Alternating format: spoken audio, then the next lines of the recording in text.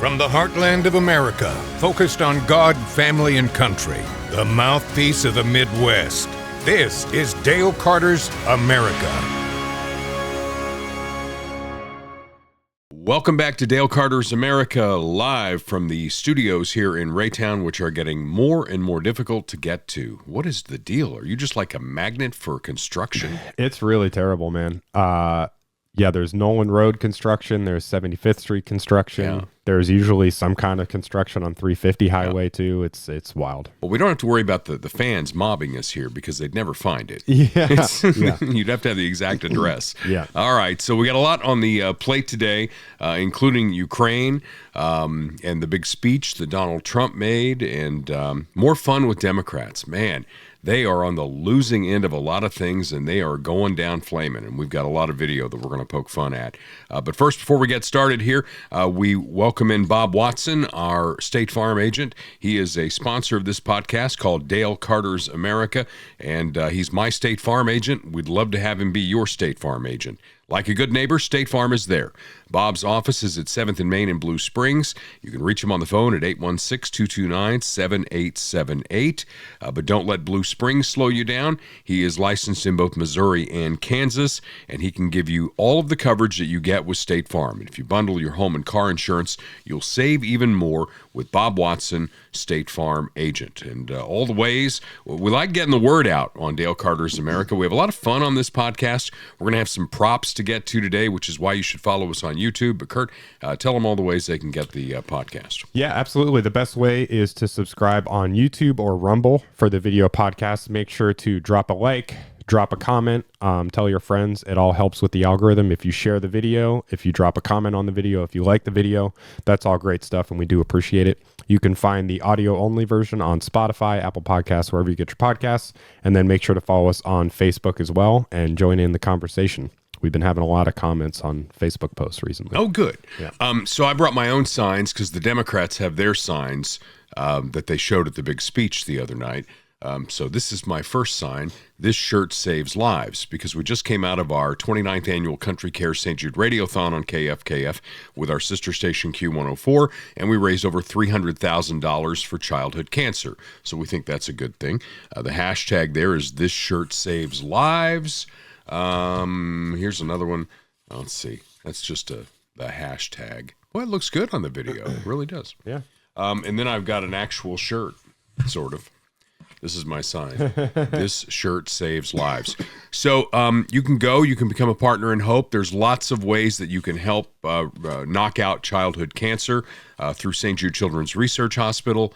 And one of the things that we talk about on the Radiothon is people look for ways to dismiss ways to help. Have you ever noticed that? Yeah. It's like, I don't need help. And I remember when somebody else has got it, you know. Yeah. When I first came to Kansas City, I told the general manager at the time, I told him how important St. Jude was to me, and he said, we've got a couple of children's hospitals here in Kansas City, you know, we're good on that. And I explained it to him, and I had him go to a seminar with me to show what the difference at St. Jude is. St. Jude is a research hospital that doesn't have a billing department. I mean, you've got a kid, one on the way here. You've spent time at the doctor's office and going to hospitals, right? Oh, yeah. What's the first thing they ask for? Insurance. Yeah. Yeah. They don't do that at St. Jude. Yeah. No patient family ever gets a bill for treatment, travel, housing, or food. And then when they figure out whatever this catastrophic disease is that's killing children, they share it freely with hospitals around the world, including hospitals here in Kansas City. So you get the benefit of the research at St. Jude, which is why we support St. Jude. Danny Thomas founded St. Jude in 1962. And honestly, the founding of it happened in Kansas City. The Lebanese restaurant community. You know, Danny was Lebanese. And he came here to talk to them about what his idea was. And they had land. The Catholic Church had land in Memphis. They said, you know, what we really need is a hospital to study childhood disease. And in 1962, if your child had ALL, the most common form of leukemia, that child died. Today, that has a 90% cure rate. Yeah. because of St. Jude. So I'm a big believer in St. Jude, and I ask you, the podcast audience, if you'll jump in as well. In fact, we're already on to the next thing at KFKF, and that is the Dream Home. There's a beautiful home in the Northland. We're selling tickets for it for $100. Get your Dream Home tickets, and there's some interesting incentives along the way. I think the first one is a $10,000 Visa gift card. There's a car from Cable Dahmer. There are different things that you can win, including the house, and Kurt is showing you that right now. So that's going to be something that's a $100 donation, and you could win a house that's worth over $500,000. It looks like a nice house. It is. The dream homes are always really nice. There's showcases, and there will be tours of that house coming up as well.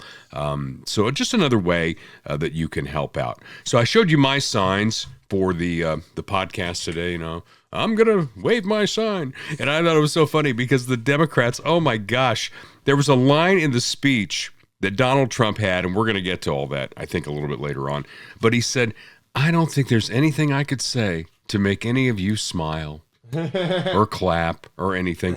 But, you know, you've got some pictures here. They just look old and bitter and out of touch. Here's the signs. Oh, yeah. I guess that's real. I'm just pulling it up. Oh, that is real. You know, she's one of the squad members. This is the best one, though. Oh, that's DeLauro. Yeah. Rosa DeLauro from Connecticut. I mean, I remember her. She was in Congress when I lived in Connecticut over 30 years ago. Yeah. I mean, she looks... she's 82. She's 82 years old. And what's with the purple hair?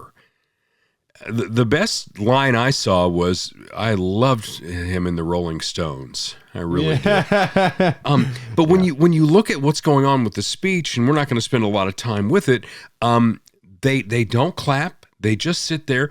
And I get that in presidential addresses because I've seen many of them from both sides. There are parts of a presidential speech. This was not State of the Union because he's not been back a year yet, but this was just a presidential address to a joint session of Congress. There are great American moments that happen in those speeches where we show our unity in this country by both sides getting off their ass and clapping.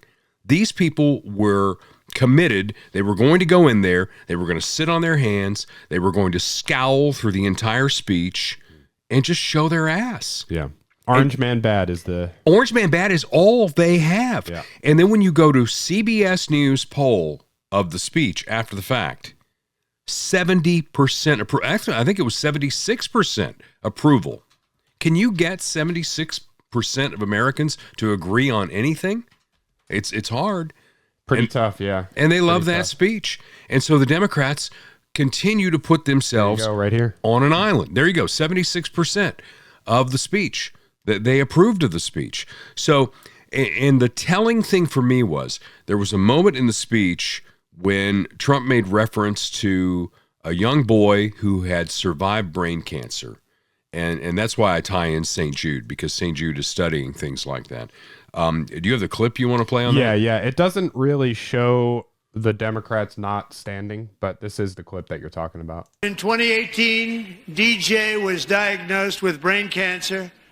The doctors gave him 5 months at most to live. That was more than 6 years ago.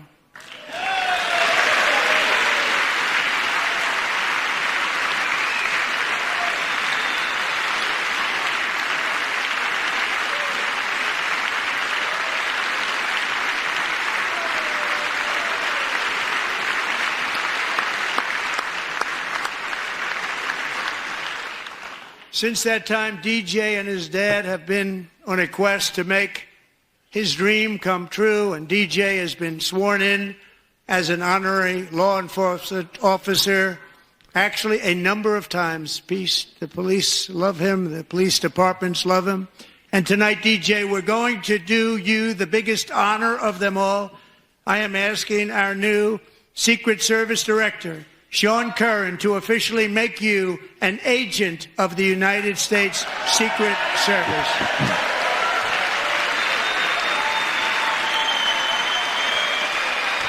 I mean, that's a goosebump moment right there. The look on his face too when he said it was. And if you had seen a different angle on that to see the Democrats in the crowd, I tried to find it, but I couldn't find it. Yeah, they sat on their hands and they scowled. Yeah, I mean, just to play devil's advocate, obviously it's a very heartwarming moment. There is an element of like showmanship. Sure. Every president does it. They're Absolutely. like, hey, you up there, the cancer kid. Right, It's like every State of the Union has that moment where the president's trying to, not necessarily show off, but they're trying to create like a viral moment or whatever. Pull at the heartstrings. Everyone does it. So it's not that.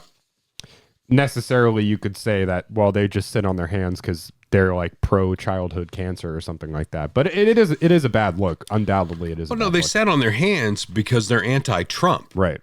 And to that point, Trump could literally say he had just cured cancer, and you would see, DeLauro looking like, the Keith Wicked Richards. Witch. Yeah, the Wicked Witch of the West. I mean, they just sat, and I just watched those images of the Democrats sitting there holding their signs up and scowling and just thinking, you people just look old and out of touch. Yeah.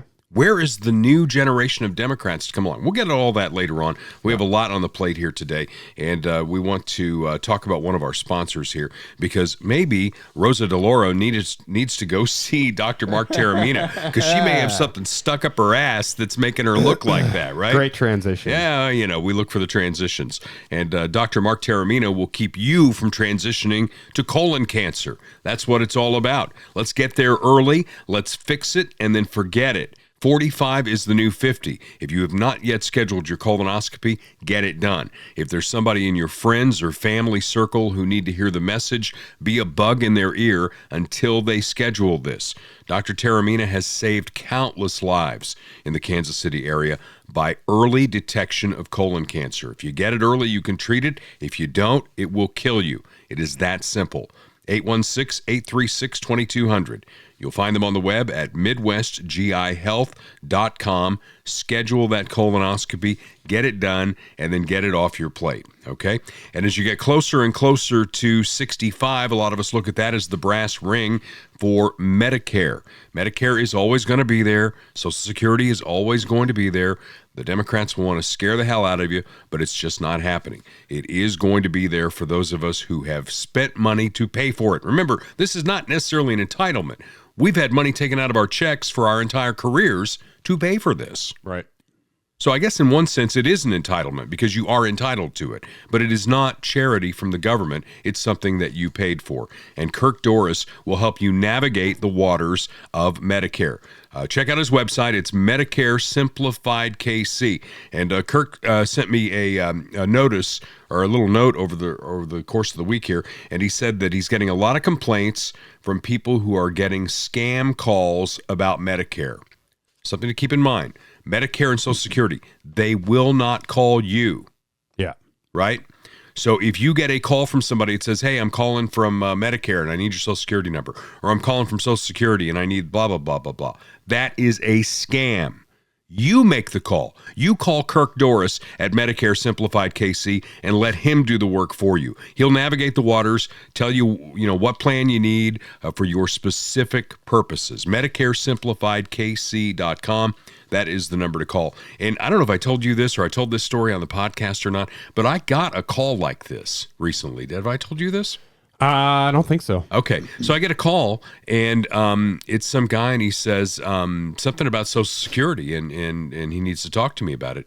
And I stopped him on that, and I said, I don't think Social Security would call me. Right. I think I'd have to go see them. And I hear a pause, and he says, what are you, an asshole? And he hung up. So when you call these people out, they will go away quietly, right? All right. So on to the Ukraine and Russia front here. What a difference a week makes. Because last week when we were here, it was on the heels of what happened with Zelensky in the Oval Office, and Trump basically kicked him out. They didn't have lunch. It's like, you're out. Get out. Yep. And so Zelensky goes to Europe and he meets with the EU and he says, well, Donald's not going to help me. Surely you guys are going to help me. And he asks for unlimited checkbook. And the Europeans said, well, we'll loan you $3 billion. Loan? Well, that means I got to pay it back. That doesn't seem fair. Yeah. How can I launder the money if I have to pay it back? And, and then he asked for boots on the ground, and they actually made that ask on the floor of the House of Commons. That went over like a fart in church. The Europeans have no desire to be any part of this. So Zelensky sends Donald Trump a letter, which he read during that speech the other night, and he says, you know what? I'll come sign that deal anytime, any place. Let's get it done. Yeah. I mean, it's been the story of the Trump presidency so far on foreign policy. Yeah. He says mean stuff. He threatens people. The media goes, he's so mean. He threatened tariffs against Canada or whatever. And then 2 days later, he gets exactly what he wants. It's happened every single time. And I pushed back on some friends of mine on Facebook, and I said, basically, Zelensky's a dictator too. And, oh, that's a lie. That's horrible, blah, blah, blah. And I pulled a story from The Guardian, and it says that Ukraine has not had an election since all this started. He suspended elections and set up martial law. So if this thing ended tomorrow, Zelensky may be wondering, what happens to me? Will he be the next Benito Mussolini? Will they hang him by his toes on a lamppost? Yeah, well, he said apparently that he will step down if Ukraine becomes a NATO member country. Well, that's not going to happen. I mean, that's not going to happen. Yeah. That is not in the interest of Europe. It's not in the interest of the United States. And I know that you have done a lot of digging on this. Yeah. And I just want to frame it this way. I only care about this to the extent that it affects the United States. 100%. 100%. And right now, since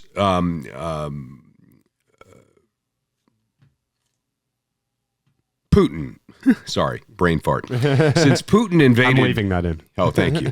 Since Putin invaded Ukraine, with the invitation of Joe Biden, by the way, and you people on the left can argue that all day long, but you'd be wrong.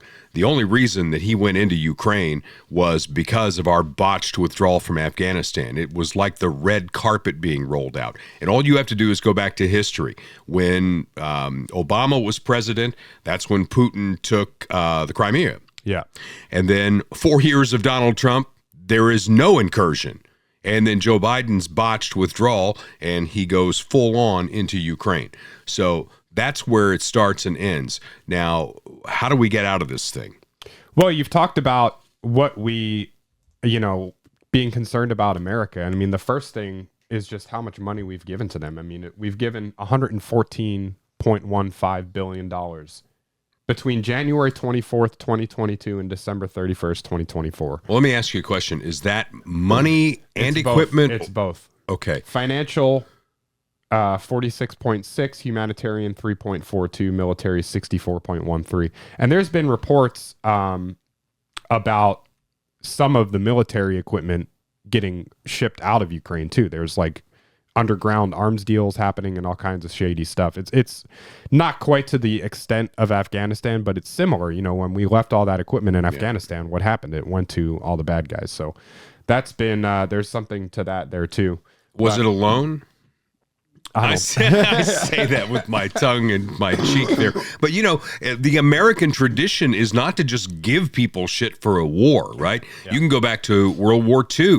We weren't sucked into World War II until the Japanese attacked us on December the 7th, 1941. That war had been raging for a long time in Europe, and FDR wanted to help the Brits stay in it, and we did lend-lease with them. We lent them things. We leased them things. Yeah, and there's an argument that we shouldn't have even done that, honestly, but that's a whole different story. But this is something that we probably haven't talked about, but this is the guy that we're giving our money to also.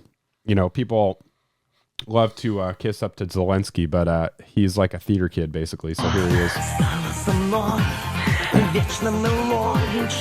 Have you seen this? I have not.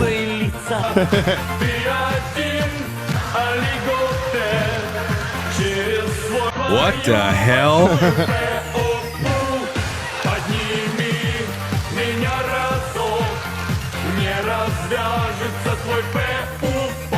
All right. Yeah. There's lots of clips like that. So basically, he was like a daytime TV actor, and Well, I knew that, but I'd Yeah. not seen that clip before. Yeah, you could find a bunch of clips of him on like various TV shows and stuff like that. But Well, the bottom line to all this is they're going to meet this week. So by the time this thing posts, the meetings may have already happened in Saudi Arabia. Yeah. We are going to get to the bottom of it.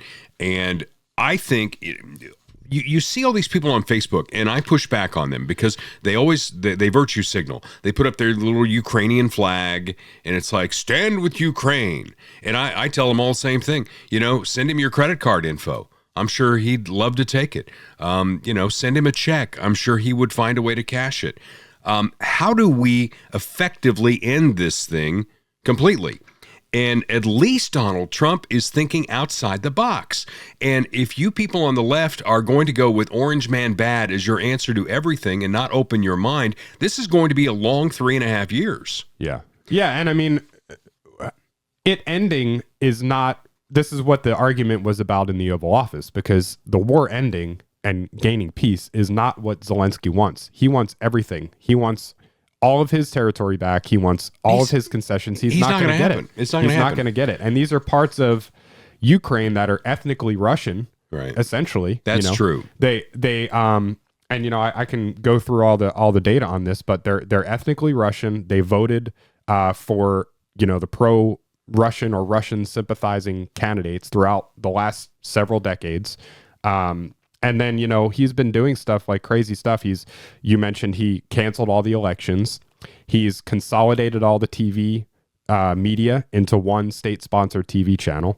He's banned the Orthodox Church in Ukraine because of pro-Russian ties. Mm-hmm. And it's just like, who's the dictator? Yeah. People call Putin a dictator. How? How is he a dictator? You could make that argument. So back to what Trump's solution is, which I think is very creative.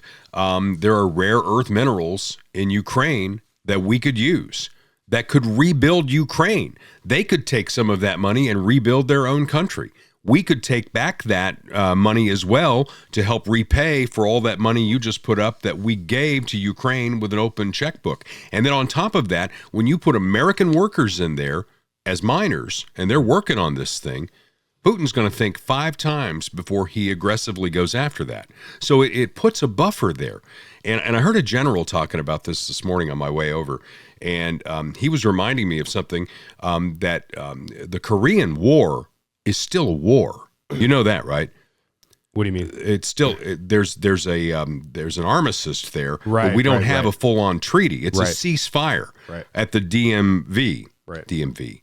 Is that right? DMZ. DMV. I got that on the brain because I got to do that too. Yeah. Okay, so the demilitarized zone in Korea. And the United States has been in these kinds of proxy wars before. At least we understand now that it is not in our interest to put boots on the ground, right? We did that in Vietnam. We did that in Korea. We're not doing that here. We're just opening our checkbook and we're essentially broke. So this is a way out of it that Donald Trump has come up with that I think is very creative, and it's going to get these people to the bargaining table in Saudi Arabia. And I think we're at the end of this thing. I hope so.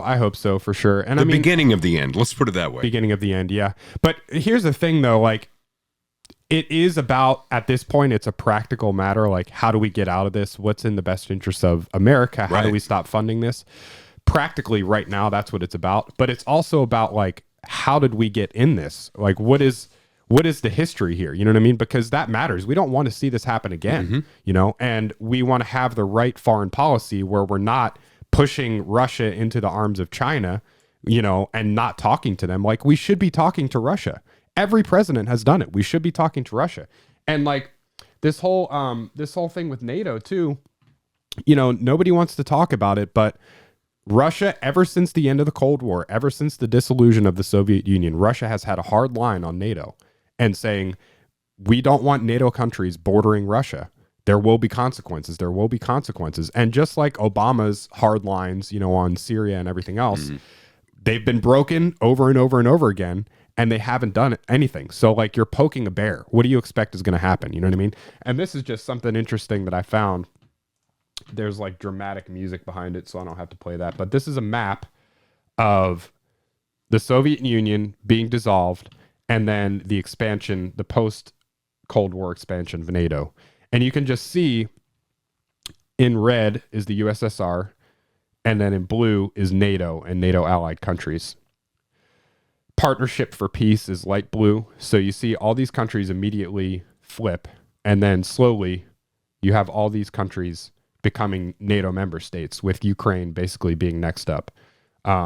So what would we do? What would we do if America had China on the Mexican border? What would we do? Well, we essentially have China on the Mexican border, if you think about it. Yeah, that's true. In a sense, we do. Yeah, and we're not doing enough. But and it's just really interesting. It's like, well, what's our foreign policy? Are we pro NATO or are we pro America? Are we pro Europe or are we pro America? And you see all these people. Here's a really interesting clip, and I don't have to play all these clips, but this is a good one. Talking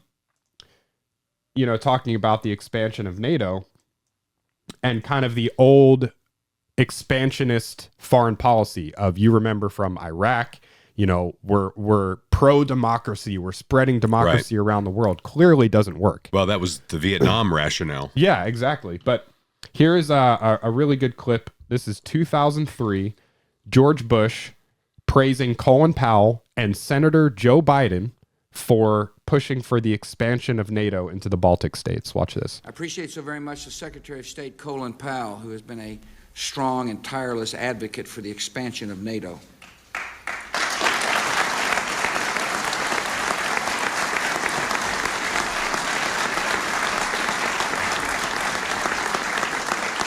I want to thank the members of the United States Senate who have joined us here today. I appreciate Majority Leader Bill Frist of Tennessee for coming. Particularly want to thank Chairman Dick Lugar and Ranking Member Joe Biden for their strong leadership in getting the Senate to vote unanimously for the admission of these nations into NATO. Great job, Senators. Well, that's revisionist thinking, too. I mean, it sounded like a good idea at the time. Maybe it's not a great idea. Right, but that's the thing, is now we know it's not a good idea. Right. So are we going to learn from the past, or are we going to repeat the past? Are we going to learn from the past and say, hey, maybe we should be at the table with Putin? Yeah. Maybe we should be talking to these people. Or are we not going to learn from the past and we're going to say, no, we need to make Ukraine a NATO country. No, Putin's just all bad all the time. We can't even talk to him. We're poking the bear and we're pushing him. We're pushing Zelensky into World War III, and we're pushing Russia into World War III, into China's arms. It's not a good thing. The world is a hot stove right now, and Ukraine is just one of the pots on that stove. You've also got what's going on in Israel. The president just sent a letter to Iran trying to do one-on-one negotiating on getting a new nuclear deal done, which is interesting. You've got Taiwan, which is always in the sights of China. So it's a dangerous world right now, and it's the question of who would you really want in charge? Would you want the guy who led it for the last 4 years, or the woman who basically couldn't put two words together? Or would you rather Donald Trump be negotiating this? And right now, it's early, but I think he's doing a good job. Yeah, I agree. I mean, he's spoken with Putin. He's obviously spoken with Zelensky.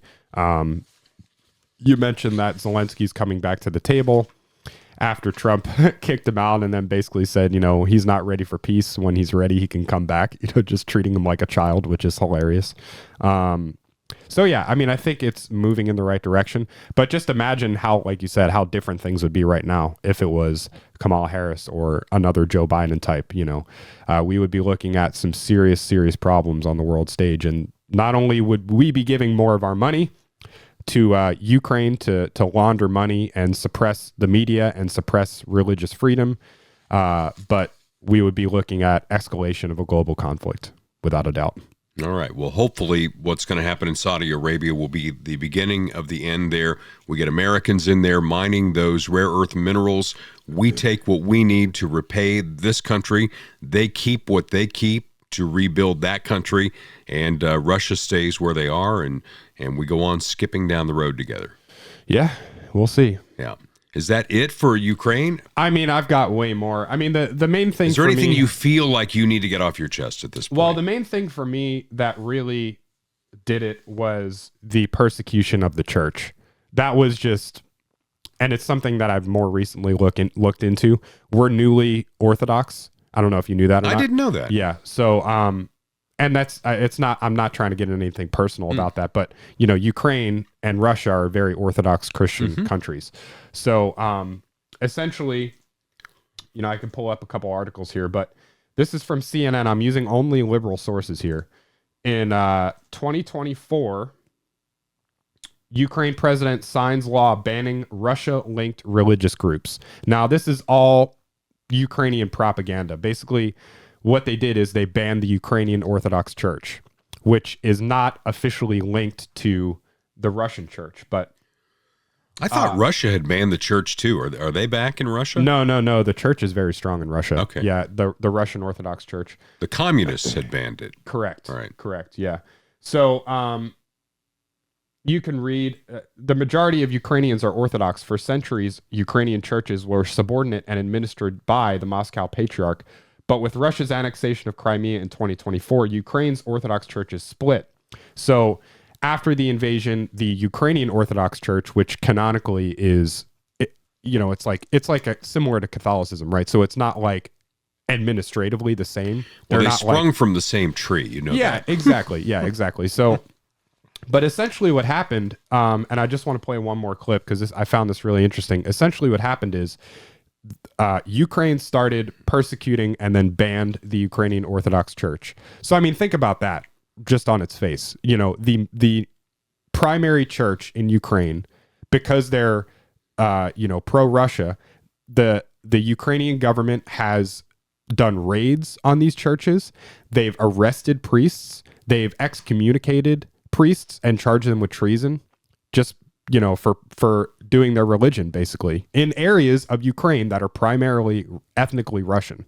I mean, think about that from an American standpoint. It's unthinkable. Right. You know, our thing is freedom of speech, freedom of religion. You know, they're banning religion. They're banning the primary religion. Nobody on the left is going to dig that deep. All they want to see is the little man who comes over, makes his speech, and they put up their Ukrainian flag as a virtue signal and Orange Man bad.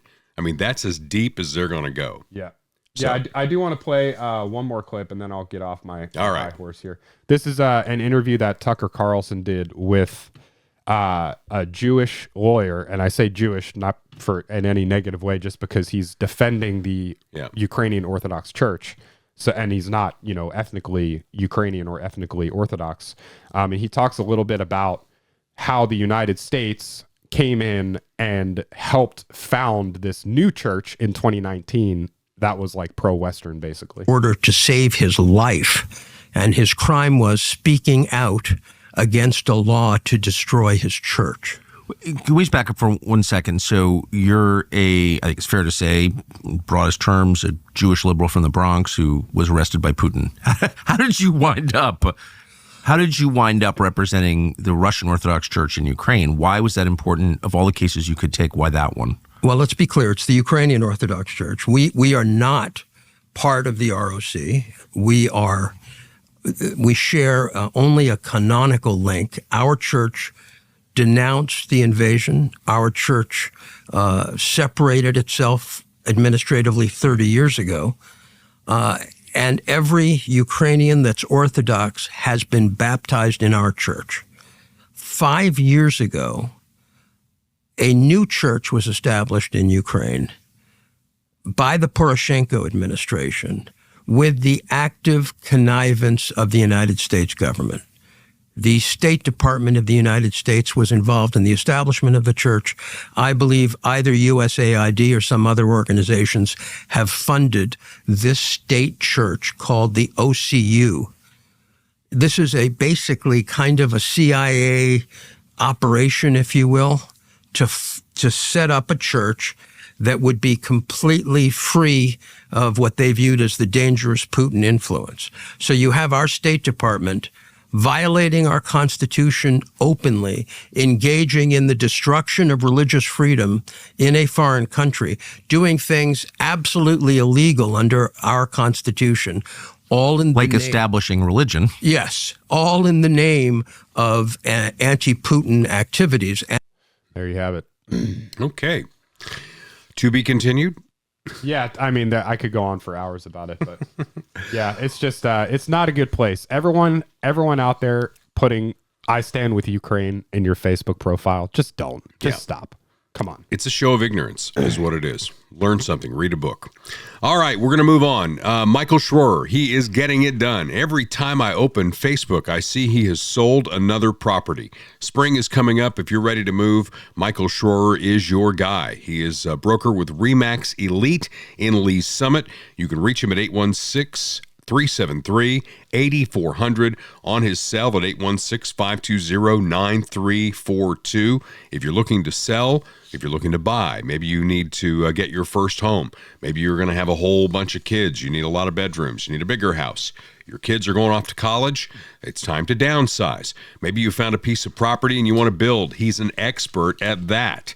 Get a hold of him. He is the guy, especially in springtime when people are on the move. Michael Schroer, a broker with RE/MAX Elite in Lee Summit. Again, the number's 816-373-8400. The cell is 816-520-9342. And we'll even give out his email address. What the heck, right? It's in his thing there. Yeah, do it. Michael Schroer56 at gmail.com. And Schroer, in case you want to know the spelling, is S-C-H-R-O-E-R. S-C-H-R-O-E-R. Get yourself going on the road to a new home. Make you feel good. And you're going to need a mortgage for that home. And that's where my buddy Chad Taylor comes in.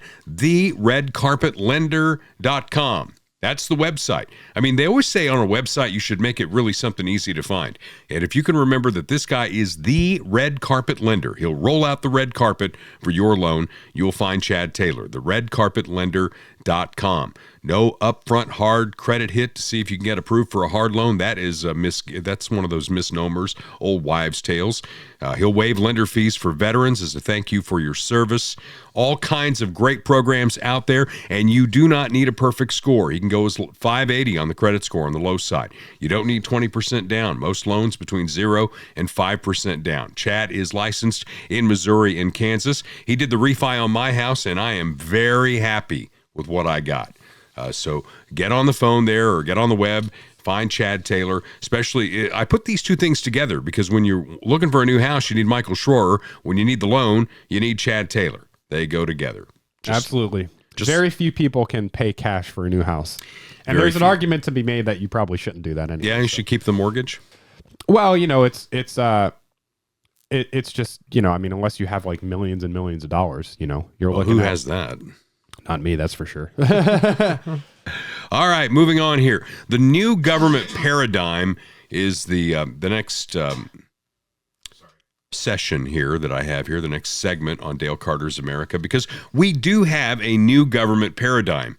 It used to be, how much can we spend?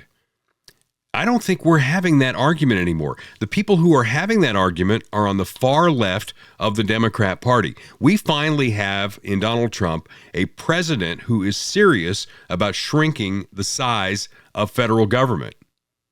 Shrinking the size of federal government.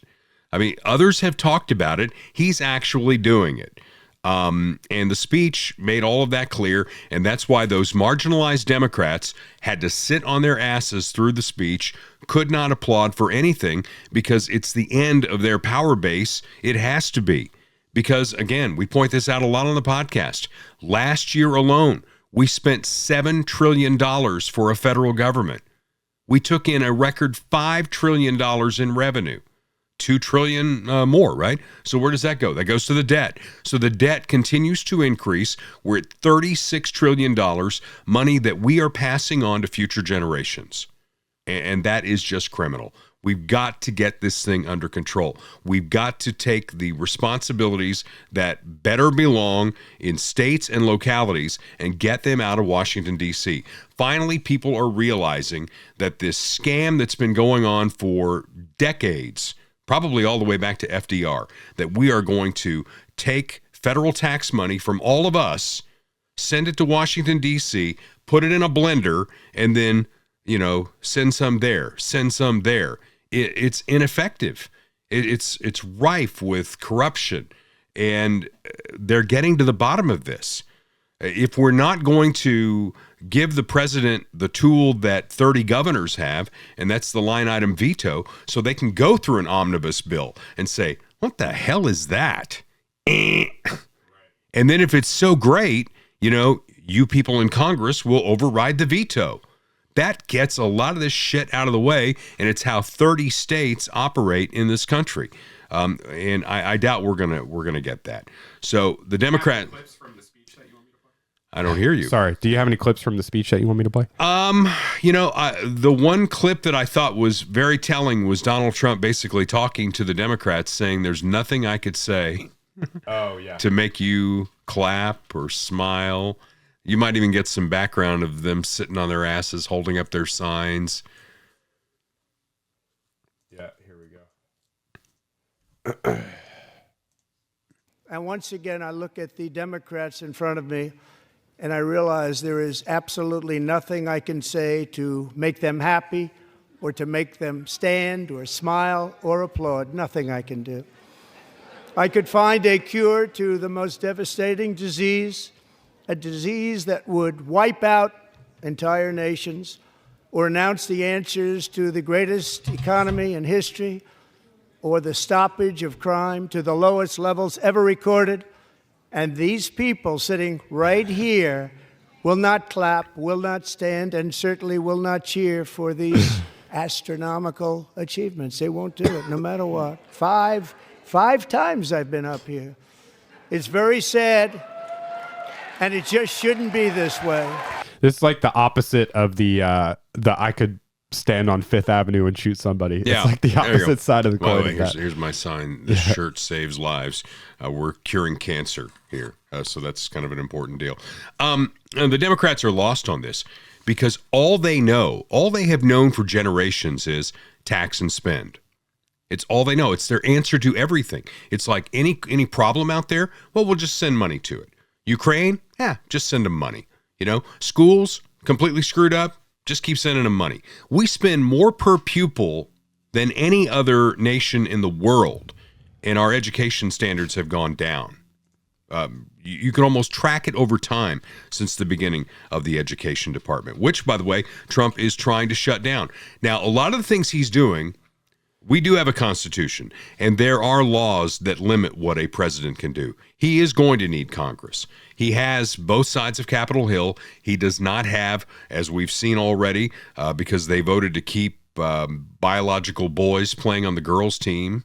All of the Democrats in the Senate voted to block that bill, including John Fetterman, by the way. So when we're giving John Fetterman kudos for being a little more reasonable, yeah, you need to understand that he voted with his party. Take it with a grain of salt. Take Yeah. it with a grain of salt. Yeah. He might say some nice things, now and again. He might have sometimes, a decent head on his shoulder, but he's still a Democrat through and through. He's still voting blue on most of the issues, and he's still wearing hoodies to all of the freaking things. So they do what Republicans don't do. Even when they're in the minority, they all stick together, even in the most ludicrous way. And when you've got a 90-10 issue out there, like boys should not be playing on the girls' team, and he steps over that line to vote with his colleagues, that tells you everything you need to know. But here's that chart real quick that you mentioned. I just pulled it up. Since the education department? This is spending per student by country. So the only country that's higher is Norway. So here's the United States, approximately $23,000 per student. More than all these other countries except Norway. Yeah. And look how we're doing. Yeah, we're doing terrible. And Harold Ford's another guy that I go to on the Democrat side for reasonableness, and even he blows that out of the water. He made the argument this week on the 5 on Fox News Channel that we need a bigger Department of Education, that we need to spend more money than we're currently spending. How does that work? How does he get there? Because he's a really smart guy. I mean, we've got to get this back to local schools governed by states and localities, because just throwing money at it, and you can take in Missouri alone, the 2 biggest school districts here are St. Louis and Kansas City, and they are dreadful. Yeah. We talked about that last week with our special guest. They're dreadful. And just throwing money at it is not the solution. So again, Democrats are lost on this. All they know is tax and spend. So Trump needs to take the advantage he has right now, use the Republicans he has in Congress, and if he can't get Congress to go along with the things he needs to get done in that midterm coming up, with the Democrats lost and out adrift somewhere, he needs to run against that. He needs to say, look, these are the things I want to do. This is where the Constitution limits me, and I need the help of Congress. And if they're not going to help, I need more Republicans in here. Yeah, I mean, he certainly needs to get done as much as he can now while he can before the midterm. But, I mean, I will say, I think the past 3 or 4 presidencies, they've gotten clobbered in the midterms, you know, it's gone the other way, at least in the midterms. Yeah. So if they can avoid that and hold, you know, or gain in the midterms, that would be huge. But well, let me give you my kind of overview from my perspective and analyzation of what I think has happened in the last several elections. So Donald Trump emerges in 2016, and of the 20 Republicans running in 2016, I kept looking at all of them thinking, okay, any of these people except Trump. Trump's the outlier. He's just a goofball. This is the carnival show, blah, blah, blah, blah, blah. And then he wins the nomination. And I'm like, wow, okay. So it's going to be Trump versus Hillary. Hillary, very much the establishment and all the baggage that she carried from her years, especially as Secretary of State, against Donald Trump. And I've always told you that looking back over the course of history, you can almost make sense of elections. And I told you if Kamala Harris had beaten Donald Trump, it would not have made sense to me. The election of Donald Trump actually made some sense. It's like you got Hillary, all this baggage, blah, blah, blah, blah, blah. The country says, you know what? Why not? Let's roll the dice on this. Yeah, 2016 was about who was liked less. Right. And that's true. People liked Hillary Clinton less than they disliked Donald Trump. They disliked Hillary Clinton more than they disliked Donald Trump. That's what happened. So then we go to 2020. 2020, the Democrats have thrown everything they possibly can at Donald Trump. I mean, you know the litany of lists. You know, it's the Russian collusion hoax, all the impeachments over a phone call, ironically, regarding Ukraine. They threw everything but the kitchen sink at Donald Trump. And I think America was just exhausted. And it's like, here's Joe Biden. We've got COVID going on, so we got a pandemic going on. And Joe Biden, from the comfort of his basement, is saying, I'm just a normal guy. Yeah, come on. I just want to bring back normal. We're going to be fine. You know? Come on, man. And he won. You know, and you could argue that maybe there was some funny business going on, but I accept the fact that he won. He won the election. So Donald Trump goes away, and in retrospect, that kind of made sense because the country was just exhausted. So then he comes in, he's going to be normal. Everything's going to be blah, blah, blah, blah, blah. And then from day one, his policies are just on the wrong side. You can't play in a baseball game and bat that poorly. And what am I doing here? I mean, he went 0 for 4 years. Yeah. I don't know that he had a hit in 4 years. Yeah. So here comes Donald Trump back. But before we get there, let's talk about the midterm, because 2022, it's like, God, things are going so badly. We're going to have a red wave. Democrats are pretty good historically at picking that one issue that they can coalesce on. And you know what it was? Abortion. It was abortion. They made it about abortion. If you vote for Republicans, you'll never be able to get an abortion ever again. And there were women out there who said, I don't know that I want to go for that. And so our red wave kind of pissed away. And so then, you know, you move forward into the next election. And again, if Kamala had won, I don't think I would have understood. I would have understood the rationale on it because it just made no sense. Yeah. And so what you have is an American electorate that's somewhat divided. They voted for Donald Trump overwhelmingly. And Democrats, now it's funny because he won the popular vote and he won all the swing states, and Democrats are still trying to make it, to minimize it. They're trying to say, it wasn't that big of a majority, you know? And they're still harping on all the stuff that made them lose, you know, all the DEI stuff, all the woke stuff. They're talking about running Jasmine Crockett. People are, you know, rumbling about that. Oh boy. Well, we'll get to Jasmine Crockett coming up. That's an easy one, dude. That's a layup. Yeah. So, I mean, we'll see moving forward, but to your point on this upcoming midterm, I think Trump needs to get as much done as he can get done and then focus on Congress and focus on things like all of the Democrats in the Senate voting to keep biological boys on the girls' team. I got into it with one of our people on Facebook, and his rationale, it just, he's like, oh, come on, it's an infinitesimal number of males trying to play on the girls' team, and injuries happen in sports.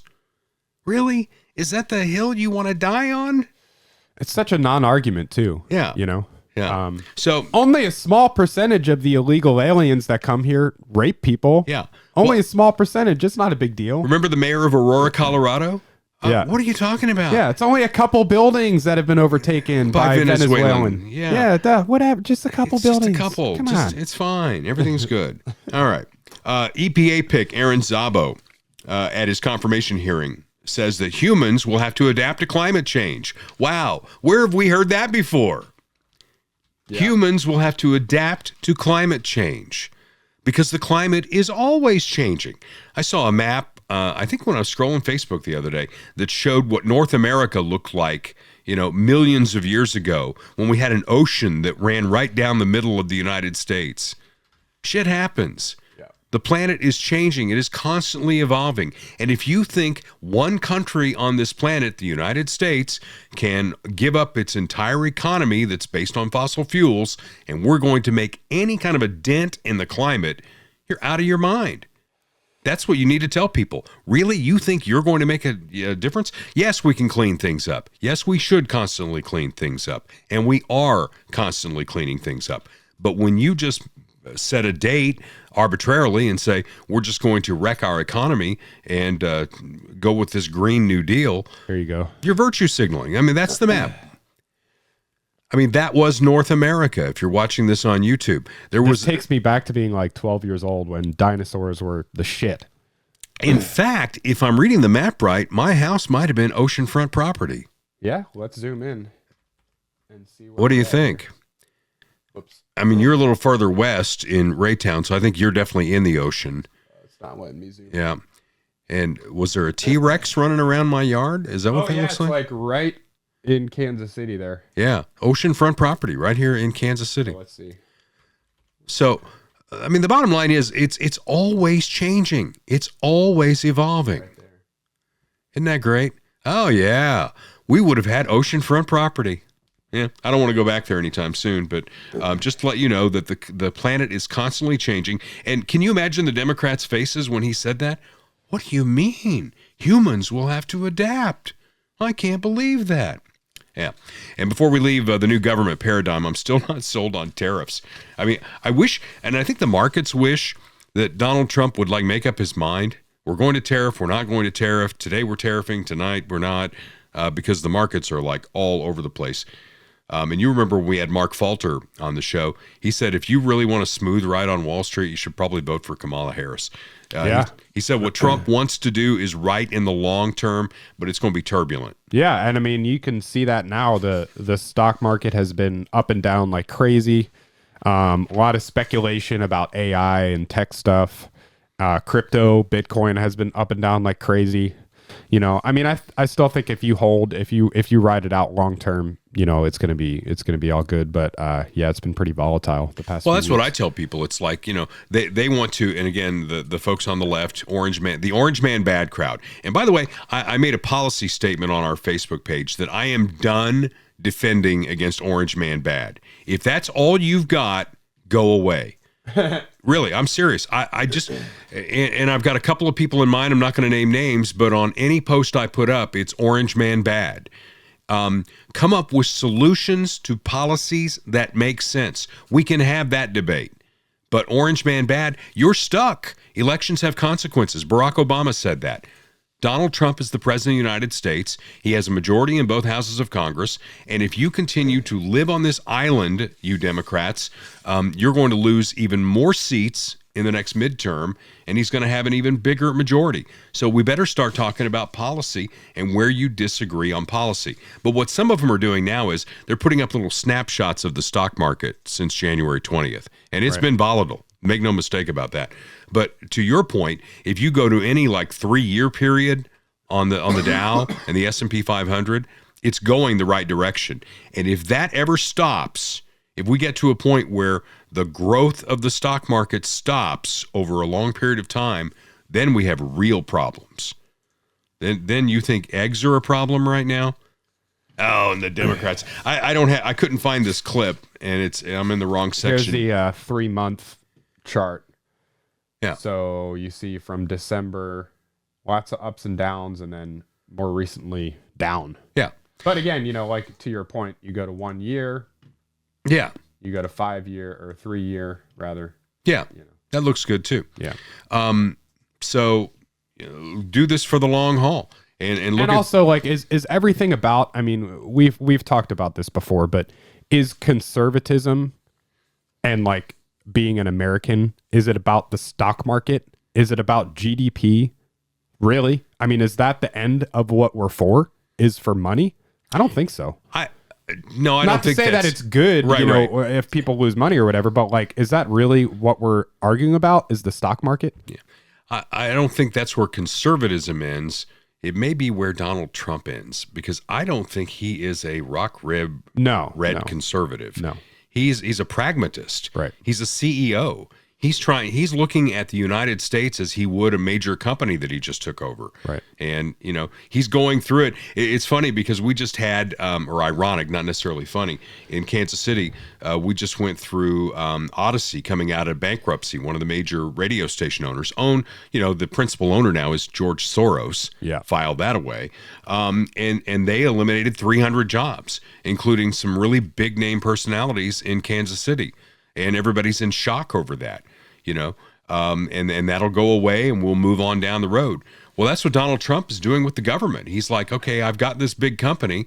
It's got like 3 million employees. What do they all do? Yeah. What do you do if you can't justify? What do you mean I got to justify myself? This is a government job. I don't have to justify myself. I'm just waiting to get my pension. Yep. Yeah. So he's looking at it like a pragmatic CEO of a major corporation. That's what the United States is to him. So I don't know that, to your point, I mean, we could get into what conservative principles are and what it really means and what we should be doing as conservatives. But I don't think that's the era we're in right now. We're in the pragmatic era. And I hope he gets us out of the other side of it, because if we don't get out of the other side of it, none of the rest of it's going to matter. That's my thought on that. So, Royal Roofing and Solar. You got a roof on your house? Of course you do. How did it come through the winter? Maybe you need to have it inspected. Roofedbyroyal.com. My friend Austin Watterson is happy to get out there and take a look at it. They did the roof on my house. They did a fantastic job, and they'll do the same thing for you. And if you are a candidate for solar, Mike Dale is his solar expert. And when I say expert, he's not a door-to-door salesman saying, hey, your house is really good for solar. Knock on the next house. Hey, your house is really good for solar. In fact, he'll come to you with 16 questions, and the answers you give him will depend on whether you're a good candidate for solar or not. And if you are, we're going to get you the right system so that you can tell Evergy, we don't really need that bill anymore.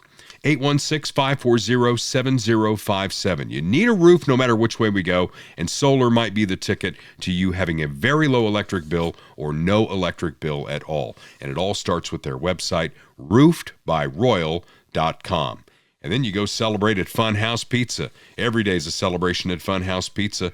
Funhouse Pizza's on 50 Highway in Lee Summit, 7 Highway in Blue Springs.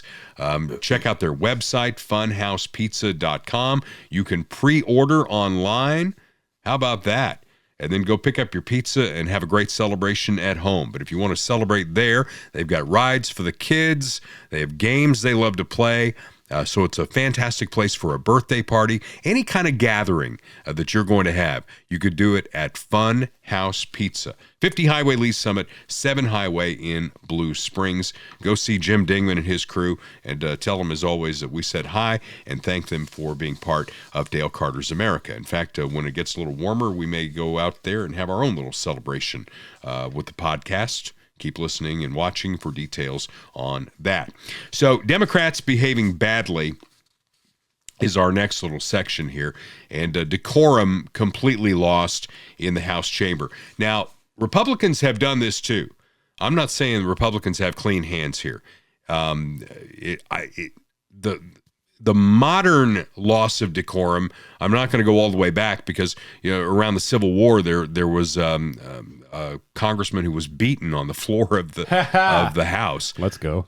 He might have been killed. I don't know. Charles Sumner, does that ring a bell from history? Who was beaten on the floor of the House in a disagreement over the Civil War. So nobody did that. Although Representative Al Green did have his cane with him on the floor. I can't believe they let him go in with that. That thing looked like a weapon, right? What if he had like tossed that at Trump? That would have been something. He was just kind of waving it at him. But we've got our own people on our side. And the modern iteration of it goes back to Barack Obama making a speech about health care and a congressman, I think from South Carolina, standing up and saying, "You lie." Yeah. Yeah. And I mean, that they didn't get kicked out, though, right? They just kind of stood up and said their thing and then sit down. Oh, he just said 2 words. He just said, "You lie." Right. Oh, and the Democrats lost their shit. Right. What are you doing? Right. This is the House of Representatives. We don't do that. Well, now, of course, all bets are off. Right. Marjorie Taylor Greene gets a little bit of that, too, because she gets, and, Al Green had a warning. The Speaker of the House warned him, and then they kicked him out. I think we got the video on that. Yep. Small business optimism saw its single largest 1-month gain ever recorded, a 41-point jump.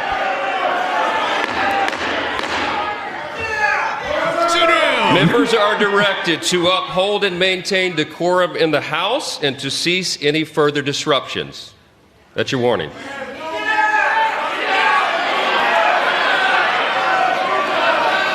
Members are engaging in willful and continuing breach of decorum, and the chair is prepared to direct the Sergeant-at-Arms to restore order to the joint session.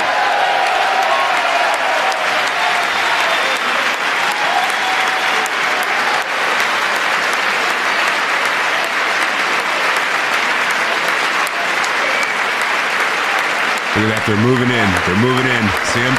Yep. There they go. Yep. Here they come. Mr. Green, take your seat. Take your seat, sir. Take your seat. He has no mandate. Finding that members continue to engage in willful and concerted disruption of proper decorum, the chair now directs the Sergeant-at-Arms to restore order.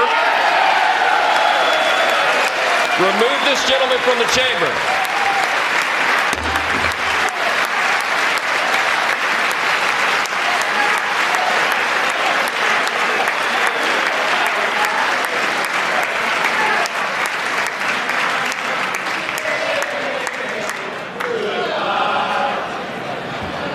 Oh, wow. Was that? Nah. I think so. Was it? For a second there. Wow. That was good. They couldn't quite get it going.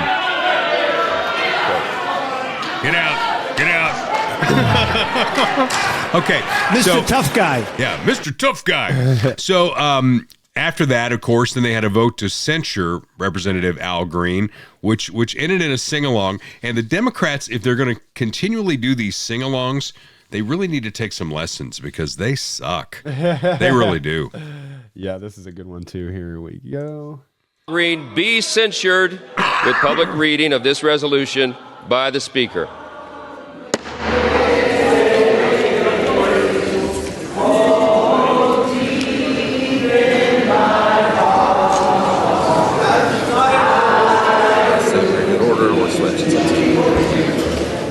Okay. The House had come to order. The House had come to order.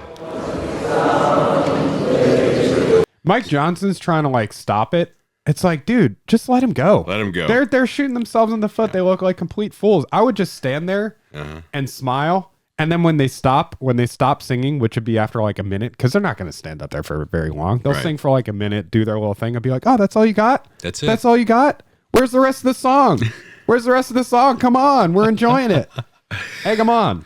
You know, Doug Schoen, who worked for Bill Clinton, is one of those Democrats famously out there saying that the Democrats are lost. They've got no rung to stand on. They're dying on hills that are 90-10 against them. And did you see his review of the speech? No. He said, this is Doug Schoen, a Democrat, who says, I'm still a Democrat because I disagree on certain policy issues, and I'd love to have a policy debate with him, and we could talk about where we disagree. But he says the speech was a combination of John F. Kennedy and Ronald Reagan. And that's high praise. Right. For somebody, for a party who all they've got is Orange Man bad. So the thing is, though, I mean, we always point to the Democrats who are like saying one reasonable thing, and they're like, "Oh, look at this! This Democrat said something reasonable. How is he voting?" It's like the John Fetterman thing. Right. How is he voting? Because every time that somebody escapes like the cult of the Democrat Party groupthink in Congress, they leave the party. They become an independent. They become a Republican. Look at Tulsi Gabbard. Look at RFK. And more examples like that. So, I mean, if he's still calling himself a Democrat, I would like to see the receipts. I guess I'll put it that way. Okay. So more silliness from the Democrats. I don't know who thought this was a good idea, but this is a video that is out there on TikTok called "Choose Your Fighter." Here we go.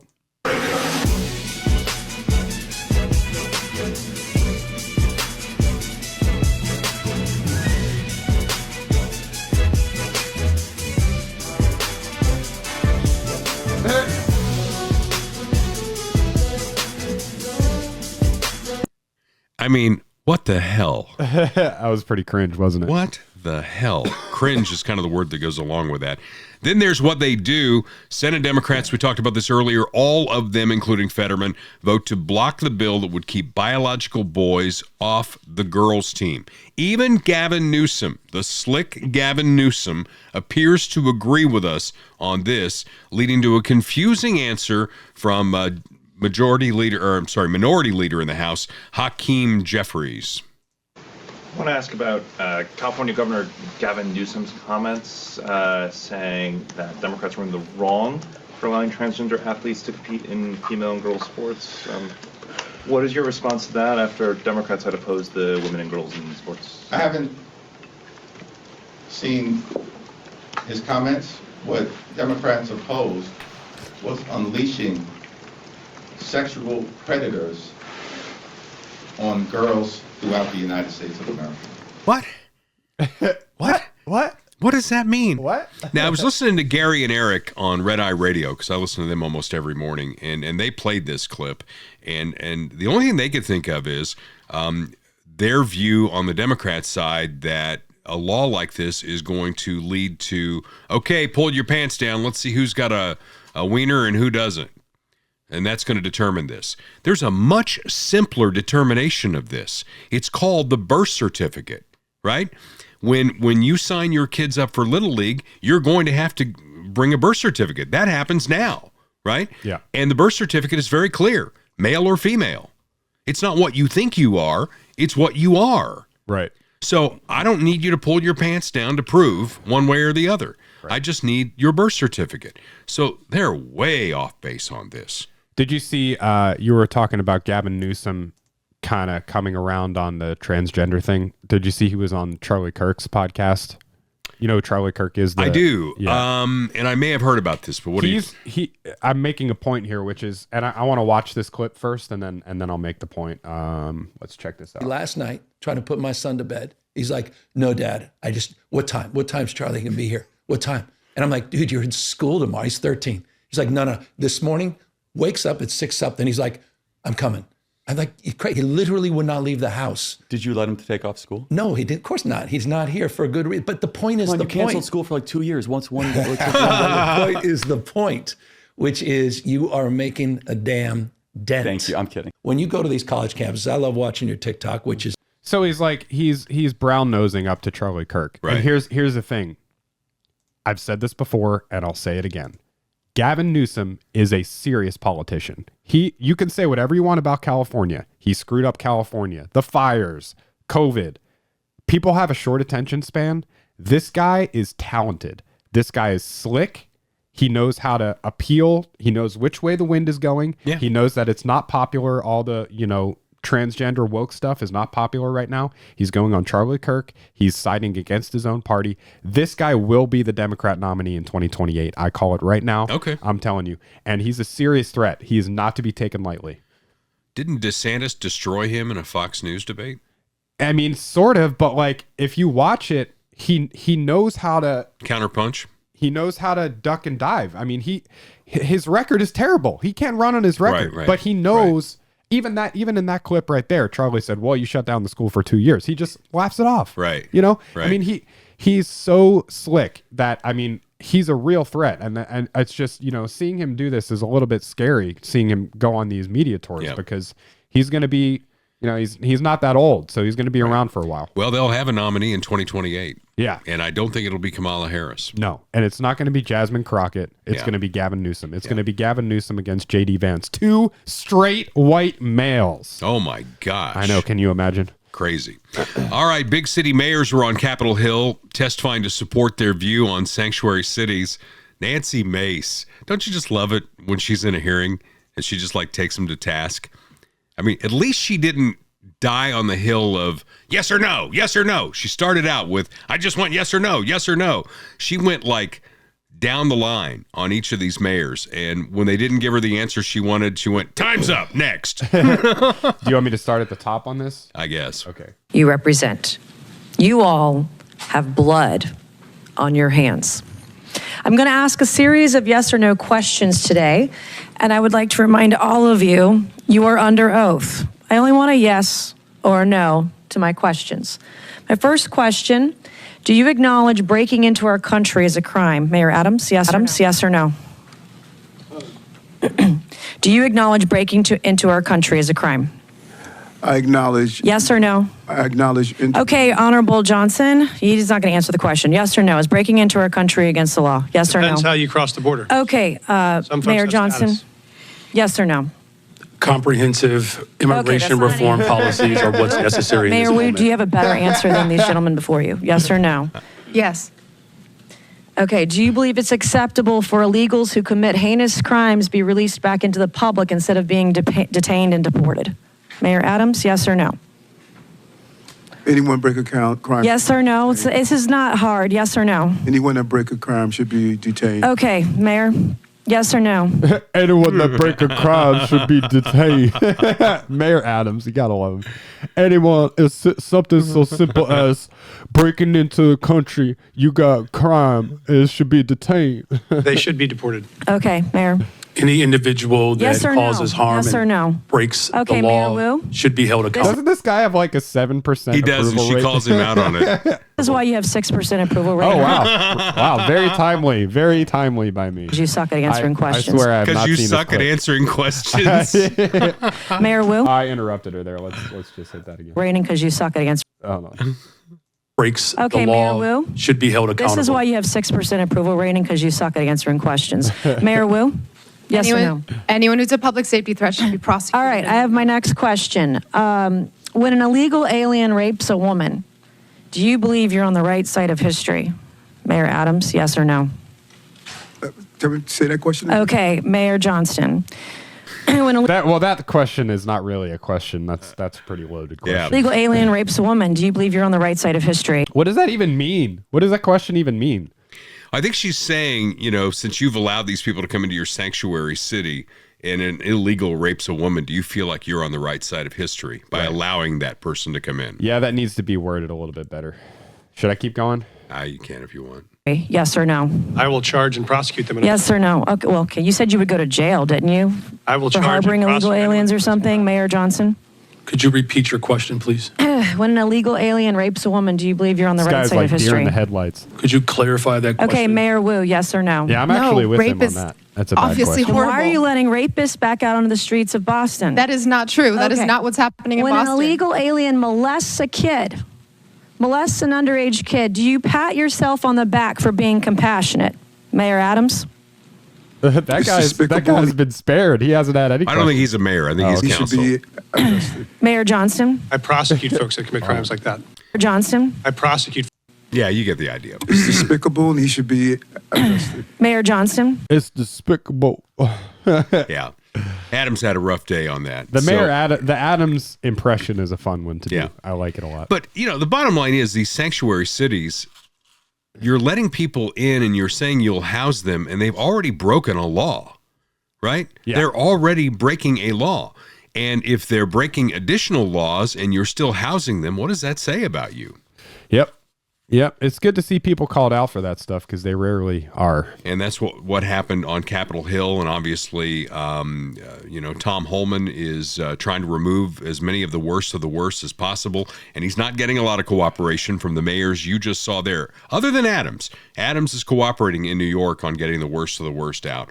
But the rest of them, especially like in Chicago and Boston, it's just not happening. Yeah. So to be continued on that. If your to be continued ends in a wreck, you're trying to get to work, you're trying to get home, and Bambi jumps out in front of you, or another idiot driver turns in front of you, and you've got a fender bender on your hands, or worse, Dale's Body Shop in Blue Springs can restore that vehicle to its original quality, just like it came off the showroom floor. That's what Dale's in Blue Springs has been doing since 1987. 37 years he's been putting cars back together that you have wrecked. Your precious cargo is traveling on our interstates. Don't trust your collision repair to some outside company, some franchise where your dollars are going somewhere else. Trust Dale. Dale's Body Shop in Blue Springs. They're on 40 Highway, but you don't need to know that. If you've been in a wreck, the wreckers around town, they know all about Dale's Body Shop. Say, take it to Dale's and let him take care of it. Then your next phone call should be to Bob Watson, because if you've been watching this podcast or listening to this podcast, you know he is the cream of the crop in terms of State Farm agents. 50 years he's been covering neighbors like you and me. Like a good neighbor, Bob Watson is there, ready for your phone call at 816-229-7878. Auto, home, life, commercial insurance, boats. We're coming up on spring. The weather's getting warmer. Bob Watson is the guy you need to be reaching out to. And if you bundle your home and car insurance, you'll save even more with State Farm. The biggest name in insurance and the best agent in a 2-state region is Bob Watson, licensed in both Missouri and Kansas. We're going to leave you, since we had a long lecture on Ukraine and some other things that got fairly deep here today. This is not deep at all. This is from the Jimmy Carter funeral. You may have seen pictures and maybe a little video without audio of Donald Trump sitting next to Barack Obama, and they seem to be having a nice, pleasant chat, which goes against the narrative of Orange Man bad and all Democrats hate Donald Trump. That's not true. They just hate him when the cameras are on them, right? Yeah. Behind the scenes, everybody's fine. And well, he's a likable guy. He is. Well, remember before he ran for president, how all those pictures of him with Jesse Jackson and Al Sharpton, they're slapping him on the back because he was a friend to that community. Yeah. Oh, he's a Republican? Orange Man bad. Well, he's Trump ultimately, his personality, right? He's a bullshitter. Right. He's a salesman. He's a elbow you in the rib. Haha, look at this guy. He's a bullshitter. You know what I mean? That's what he was doing in the trailer with the famous grab him by the pee tape. Yep. He's a bullshitter. Okay. He makes people laugh. He makes people like him. And anyone. It could be Justin Trudeau, Barack Obama, all of his quote unquote enemies. When they're with him, person on person, one on one, they're laughing, they're smiling because he's a likable guy. I mean, he'd be good on the radio. Think about this. The best radio personalities, yeah. When the mics aren't on, we're saying some really inappropriate stuff. Right. Yeah. And we make people laugh, right? Yeah. I've been doing that since I was in grade school. I tell people now that the shit that I got in trouble for in grade school, especially at a Catholic grade school, now I get paid for. Yeah, right. Sister Loretta is rolling in her grave. Okay, so this is what we used AI, I think, for to figure out what they were saying to each other. Barack, have I ever told you you're a good-looking president? What do you eat for dinner? I have chips. I should be a good little boy, but I love chips. Mm-hmm. And you look like you've never even had a chip before. Right. Back in school, I was a dork. Yeah, really. Actually, I never went to school. They beat me. They all called me big boy. Then they throw ham. But now they think I'm cool. True. There's stuff like that all over the internet. Yeah, Is that AI? No. Well, No. so there's a guy. I don't think it's the same guy. I'm not really sure, but there's a channel on YouTube called Bad Lip Reading. Okay. And they do all of like the political stuff, like the debates, the State of the Union. Right. They do sports. So like, how NFL Films does all the. You had one of those stuff. last week where we took Gavin Newsom.